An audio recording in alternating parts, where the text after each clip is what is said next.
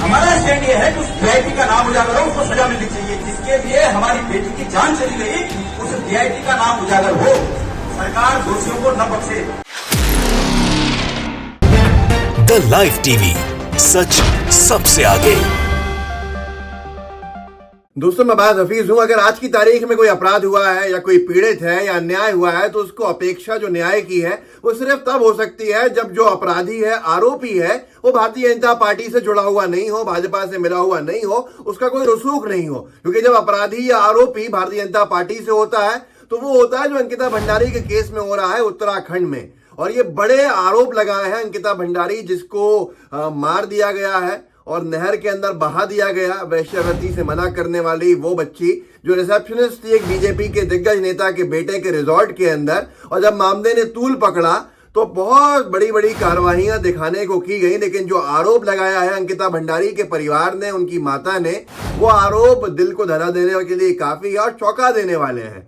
मैं आपको वो आरोप बताऊंगा कि क्या कहा है अंकिता भंडारी ने, अंकिता भंडारी की माता जी ने, और उनके आरोपों से कैसे सरकार की विफलता और जो आरोपी हैं उनके संरक्षण देने की बू आती है। मैं आपको बताऊंगा इस वीडियो में। और साथ में बहुत बड़ा आरोप लगाया गया है और बहुत बड़े सवाल पूछे गए हैं उत्तराखंड में। किससे?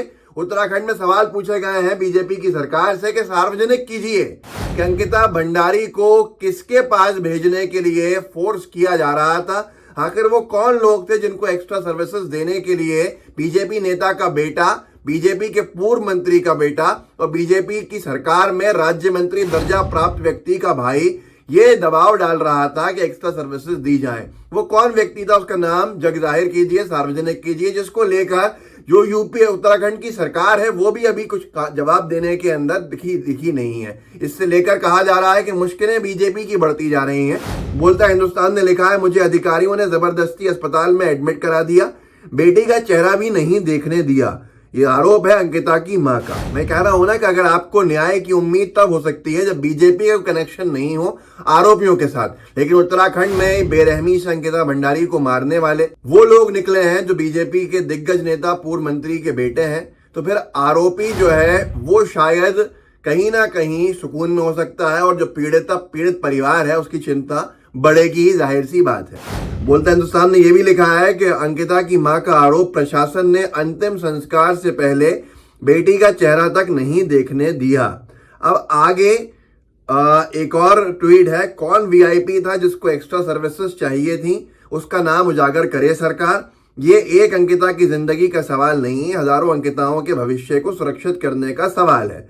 ये कांग्रेस के बड़े नेता हैं वहां पर, जहां तक मेरी जानकारी है अध्यक्ष भी थे जो उत्तराखंड की कांग्रेस पार्टी की इकाई है, गणेश गोंदियाल।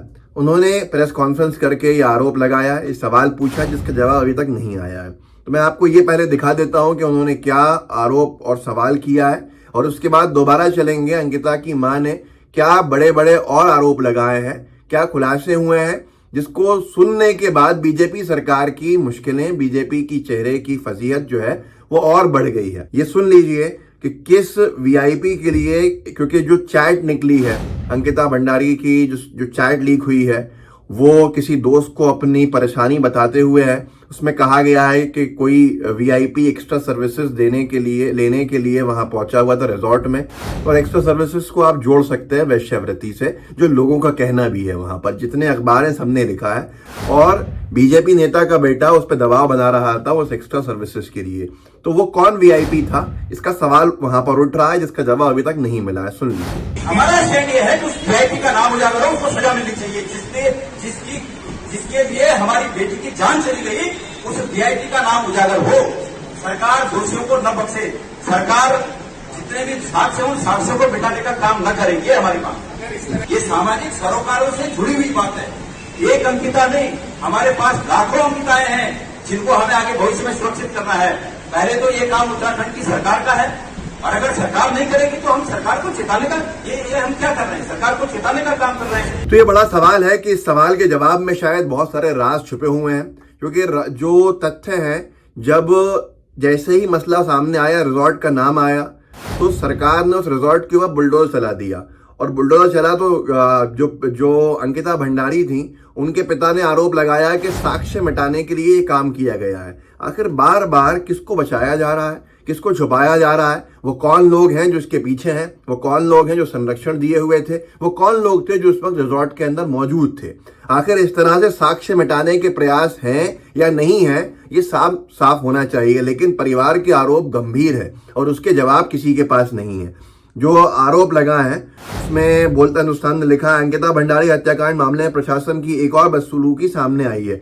मृत युवती की मां का आरोप है कि पुलिस ने अंतिम संस्कार से पहले बेटी का चेहरा देखने तक नहीं दिया। उनकी इच्छा थी कि अंतिम संस्कार से पहले वो एक बार बेटी का चेहरा देख सकें, लेकिन प्रशासन ने ऐसा नहीं होने दिया। और आगे ये भी लिखा है इस पूरे की पूरी खबर में, उनका ये भी आरोप है कि पुलिस उनकी बेटी के अंतिम संस्कार से पहले ये बताकर ले गई थी उन्हें बेटी के पास ले जाया जा रहा है, लेकिन उन्हें बीमार बताकर अस्पताल में भर्ती करा दिया गया। प्रशासन ने इस पे कहा है कि वो चक्कर आ रहे थे अंकिता भंडारी की मां को, इसलिए अस्पताल के अंदर भर्ती कराया और वो अनकॉन्शियस हो रही थी। लेकिन पुलिस उनके विषय में ये झूठी जानकारी दे रही है। उनका कहना है, मां का कहना है कि वो बिल्कुल ठीक थी और ठीक है, उन्हें जबरन अस्पताल में भर्ती कराया गया और ड्रिप चढ़ाई गई। उनका कहना था कि मैं लोगों से राय लेकर बेटी का अंतिम संस्कार करना चाहती थी, लेकिन पुलिस ने बिना बताए बेटी का अंतिम संस्कार कर दिया। अब ये पूरा का पूरा मामला जो है तूल पकड़ा जा रहा है, जिसका जवाब, बहुत सारे सवाल हैं लेकिन जवाब कोई किसी को नहीं मिल रहे हैं। और खास तौर पर जो पीड़ित परिवार है उसके गंभीर आरोप हैं। और आरोप गंभीर तब भी हो जाते हैं कि जब जो आरोपी है, जो पुलिस की हिरासत में है, उसके पिता जब थाने जाते हैं तो उनकी सेवा की जाती है। यह एक वीडियो वायरल हुआ था जिसके अंदर दिखाया गया था, वहाँ उनकी खातिर की जाती है, चाय वाय पिलाई जाती है, जिसको लेकर बहुत ज़्यादा हंगामा हो गया था कि पीड़िता के पिता जो है वो बेचारे भूखे प्यासे बाहर भटक रहे थे और जो आरोपी है उसके पिता अंदर बैठे थे। अब आरोपी के पिता जो है वो पूर्व मंत्री हैं, बीजेपी के दिग्गज नेता हैं। तो जाहिर सी बात है कि घुटना किस तरफ झुकता है ये एक बहुत पुरानी कहावत है। लेकिन अब मामला गंभीर होता जा रहा है। मामला ऐसा है कि लोगों का कहना है कि अगर यहाँ पर संभाला नहीं गया तो बीजेपी के लिए हिमाचल प्रदेश, जो दूसरा पहाड़ी राज्य है, उसमें चुनाव होने वाले हैं 4-5 महीने के बाद, वहाँ मुश्किलें बढ़ जाएंगी। अब एक और न्यूज़ 18 ने लिखा है, ट्वीट किया है, खबर भी लिखी है, एक और आरोप है, बड़ा आरोप है। अंकिता भंडारी की मां सोनी देवी ने बताया कि उन्हें अस्पताल में रखा गया था और बेटी के अंतिम संस्कार की बात उन्हें तब पता चली जब उन्हें घाट चलने के लिए कहा गया। ये सब बड़े बड़े मामले हैं।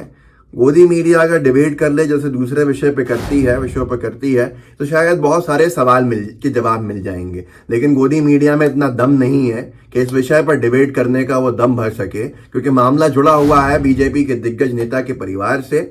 और जहां पर बीजेपी का कोई नेता जुड़ जाता है तो फिर न्याय की उम्मीद भी करने में हिचकिचाहट होती है, घबराहट होती है, एक कंफ्यूजन होता है, एक शंका रहती है कि न्याय मिलेगा या नहीं मिलेगा। क्योंकि इससे पहले चिन्मयानंद का केस हम देख चुके हैं, कुलदीप सेंगर का हम केस देख चुके हैं। ये सारे केसेस इसी के आसपास के थे और अब यहाँ मामला बहुत बड़ा हुआ है। उम्मीद करते हैं कि भारतीय जनता पार्टी की उत्तराखंड की सरकार इन तमाम सवालों के जवाब जरूर देगी और अंकिता भंडारी की माँ जो है सोनी देवी, उनको भी संतुष्ट करने के लिए सरकार जो बीजेपी की है वो आगे आएगी। ये सारे के सारे सवालों के साथ मैं आपसे अलग होता हूं और आपसे उम्मीद करता हूं कि आप इन पूरे मुद्दों को, इस मुद्दे को, इन सारे सवालों को जनता तक पहुंचाएंगे। व्हाट्सएप के ग्रुप्स होंगे आपके पास, उनमें शेयर कीजिएगा इसके लिंक को। साथ में लाइव टीवी को सब्सक्राइब कीजिएगा और बेल आइकन दबाइएगा। जय हिंद, जय भारत। द लाइव टीवी, सच सबसे आगे।